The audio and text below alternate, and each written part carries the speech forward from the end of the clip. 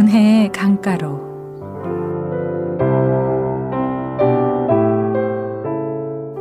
이 시간에는 순복음 충만교회를 담임하시고 두나미스 미니스트리를 이끄시는 유남수 목사님의 말씀입니다.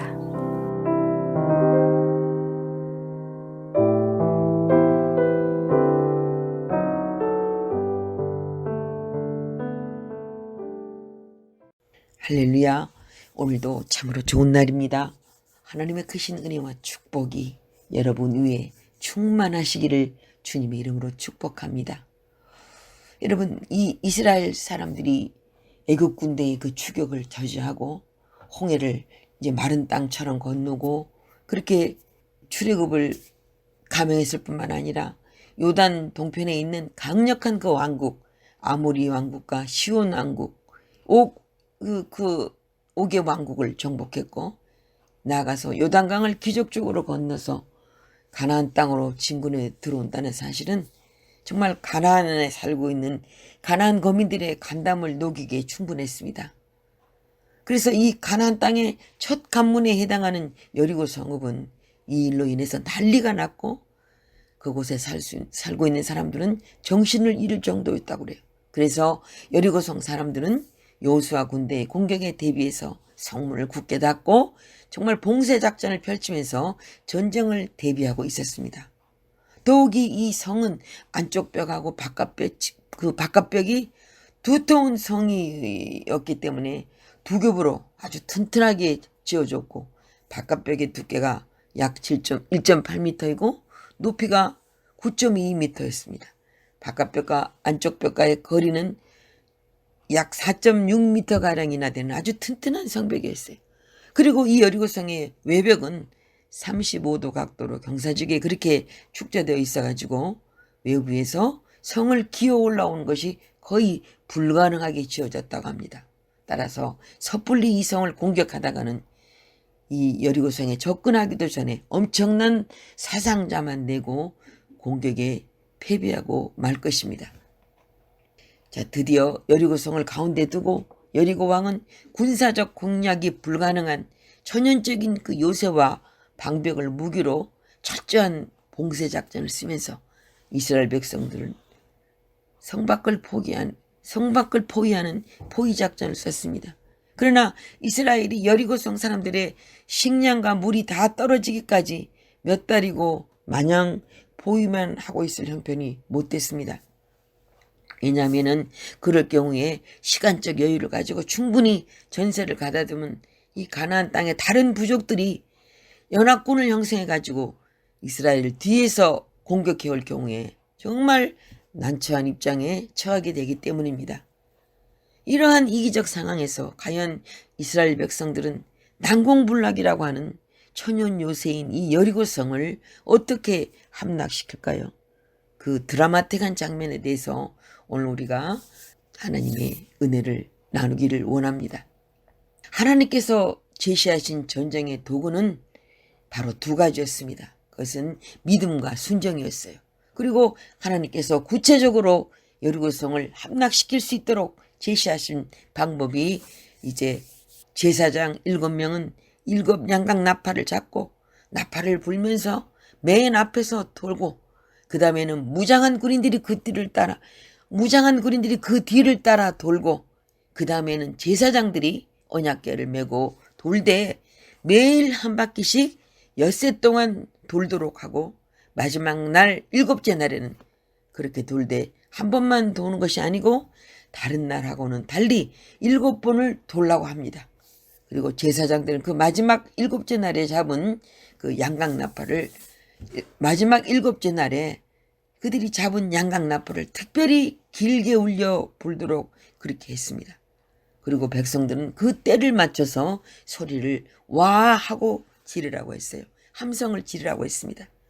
만일 이 하나님의 말씀을 그대로 믿고 순종하면 그렇게 튼튼한 성도 무너져 내릴 것이고 이스라엘 백성들은 그때 그 성 안으로 들어가 성을 차지하게 될 것이라고 말씀하셨습니다.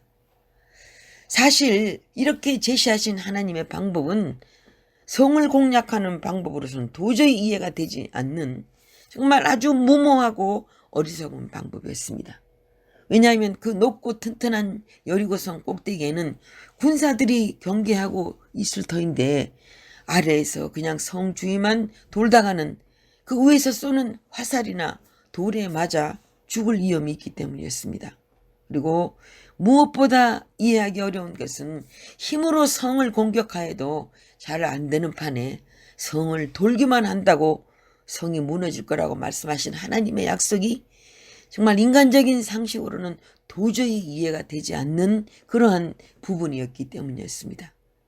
그러나 이것은 동시에 하나님께서 이제부터 본격적으로 주시고자 하는 축복을 하나님의 지혜와 하나님의 방법으로, 즉 믿음과 순종이라고 하는 방법으로 받을 수 있느냐 받을 수 없느냐 하는 것을 시험하는 아주 중요한 무대였습니다. 백성들은 하나님의 말씀이 정말 이해가 되지 않았지만 믿음으로 순종하기로 합니다. 이때까지 우리를 인도하여 오신 전능하신 하나님이 지금도 인도하실 줄을 믿었고 또 앞으로도 인도하여 주실 줄을 믿었어요. 이때까지 무슨 말씀을 하시든지 그대로 믿고 순종해 온 이 이스라엘 백성들은 지금 우리에게 주시는 이 말씀을 우리가 의심 없이 받아들이고 여리고성을 돌자고 결심한 겁니다. 자, 그리고 그 성은 어떻게 됐습니까? 하나님께서 말씀하신 그대로 한 치의 오차도 없이 다 와르르 무너져 버리고 말았습니다. 이스라엘 백성들은 그래서 약속의 땅 가나안으로 들어간 관문을 믿음과 순종으로 잘 통과해서 첫 시험을 첫 축복으로 만들고 말았습니다. 자, 오늘 우리는 좀 더 구체적으로 이스라엘 백성들이 여리고성을 무너뜨린 3가지 비법에 대해서 우리가 함께 살펴보면서 이제 말씀의 은혜를 나누겠습니다. 첫째로 명령에 대해서 침묵하라는 말씀에 이들은 순종했다는 거예요. 너희는 외치지 말며 너희 음성을 들리지 말며 너희 입에서 아무 말도 내지 말라 그랬죠. 하나님께서. 여러분, 이 여리고 작전은 어떤 작전이라고 말씀하시는 건가요? 눈은 법궤에만 고정시켜 두고 귀는 나팔 소리를 향하여 열어두고 입은 꼭 다물고 침묵하는 그런 작전입니다. 그러면 왜 침묵하라고 하셨을까요?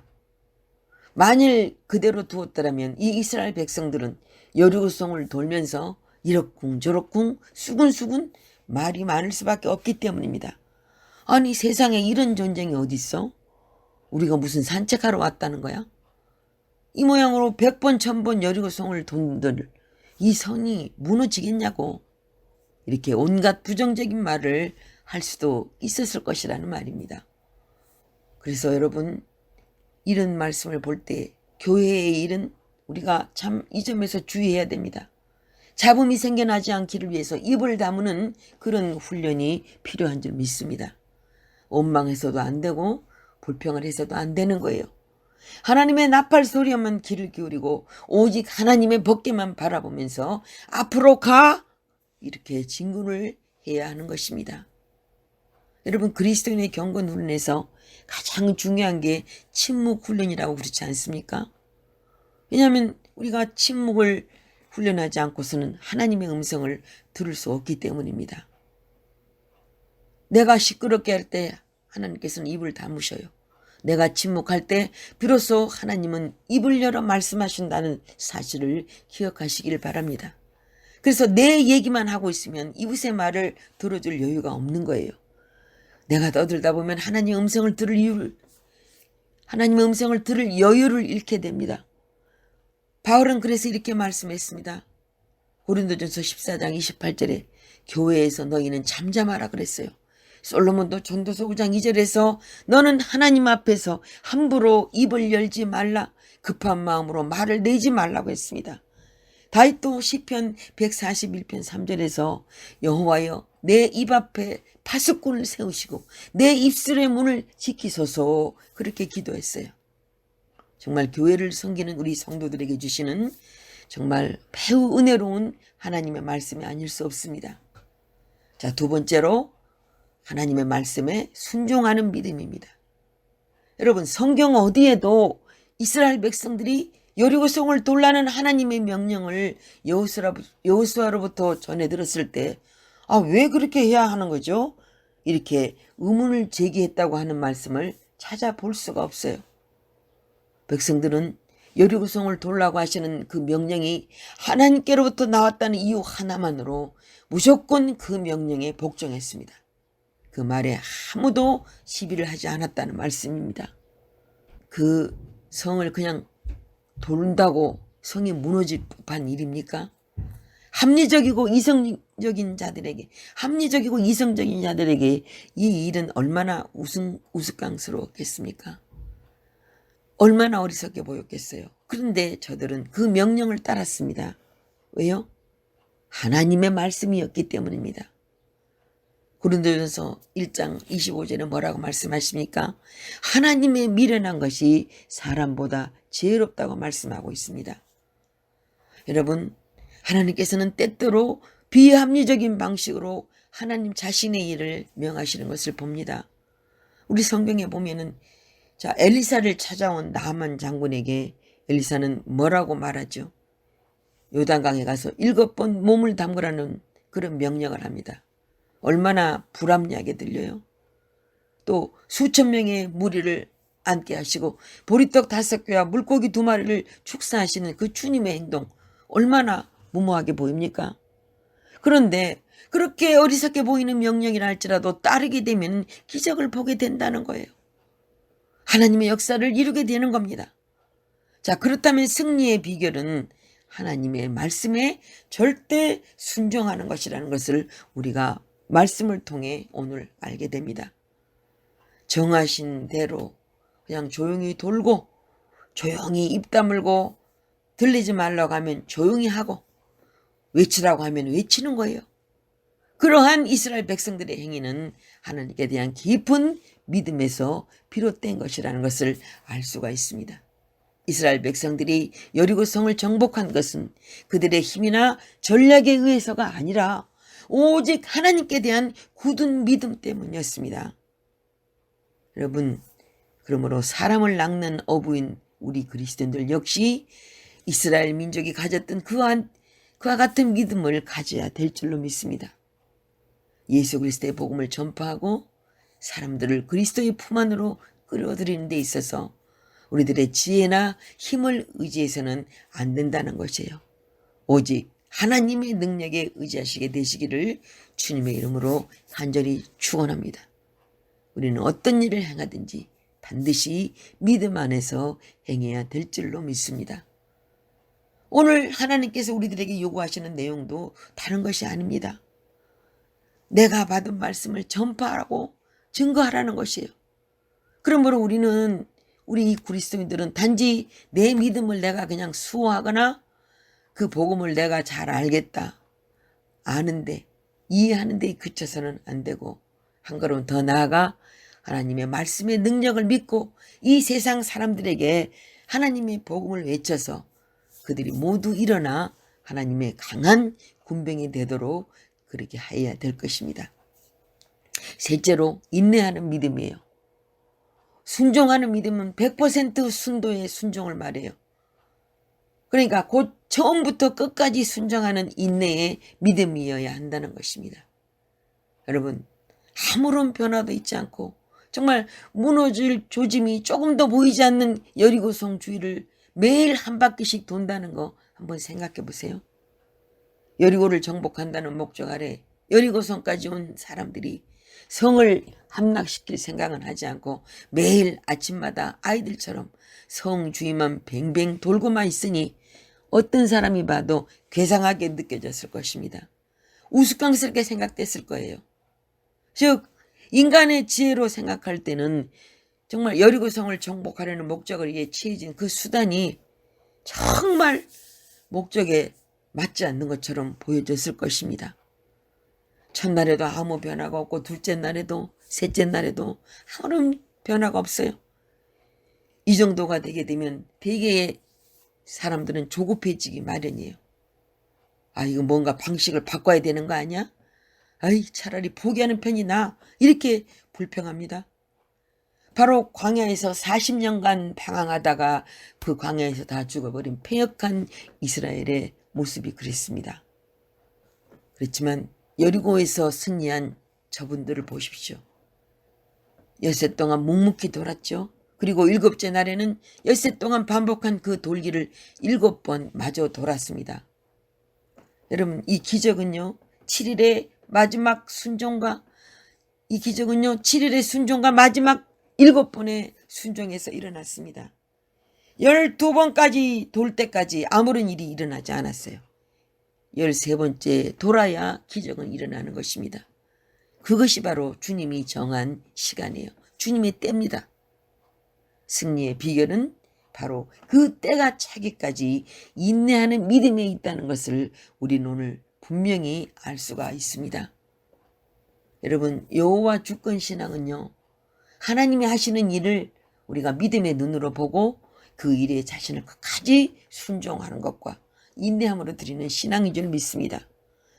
여호와 주권 신앙을 가진 사람들은 아무래도 생각하는 것이 다르고 행동하는 것이 달라요.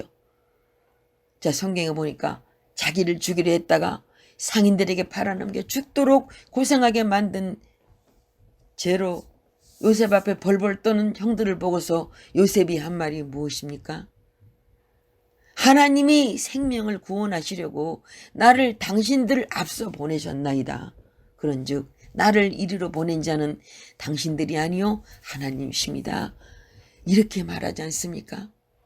형을 속이고 형에게 쫓겨 삼촌집에서 21년간 종살이하고 총애하는 자식과 생이별 하는 그런 파란만장한 삶을 살다가 죽게 된 야곱이 그 마지막 임종시에 한 고백이 무엇입니까? 내 조부 아브라함과 아버지 이삭에 섬기던 하나님, 나의 남으로부터 지금까지 나를 기르신 하나님, 이렇게 멋진 고백을 하지 않았습니까? 동방에서 제일 큰 자라고 일컬을 정도로 막대한 부와 종기와 자녀의 복을 누리던 욥이 하루아침에 그 모든 것을 다 날리고 피부에 악창이 나서 기아장으로 그것을 긁으며 고통 중에서 한 말이 무엇이었습니까? 욥기 1장 21절을 보니까 욥이 이렇게 말합니다. 주신 자도 여호와시요 취하신 자도 여호와시요 여호와의 이름이 찬송을 받을지니라. 이렇게 말했습니다.